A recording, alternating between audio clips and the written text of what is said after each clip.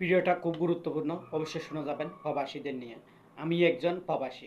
তো আমরা প্রবাসে যারা থাকি আরব আমিরাতে সংযোগ, যারা আরব রাষ্ট্রে আছি, তো সবাই উদ্দেশ্য বলতেছি, সবাই প্লিজ ভিডিওটা শুনে যাবেন।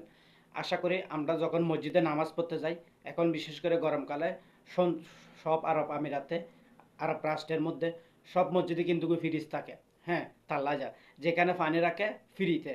তো ফ্রিতে যখন পানি দেয় আমরা কি করি, নামাজের পরে দুইটা চারটা কি করি, এরকম বোতল একটা পিছনে নিই, একটা সামনে নিই, আর দুইটা হাতে নিই। কেন ভাই আমরা এটা করি?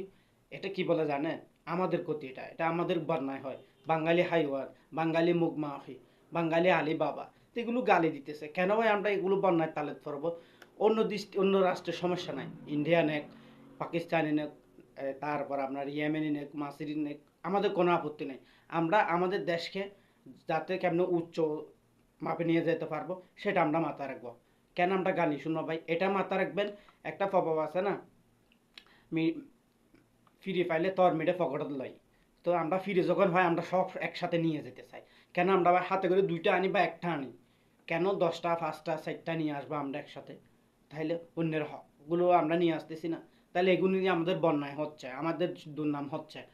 তো ভিডিওটা সবাই বেশি বেশি করে শেয়ার করবে, যাতে আমাদের প্রবাসী ভাইরা এই ভিডিওটা দেখে একটু সতর্ক হয়, যাতে আমাদের দেশের বদনামটা না হয়।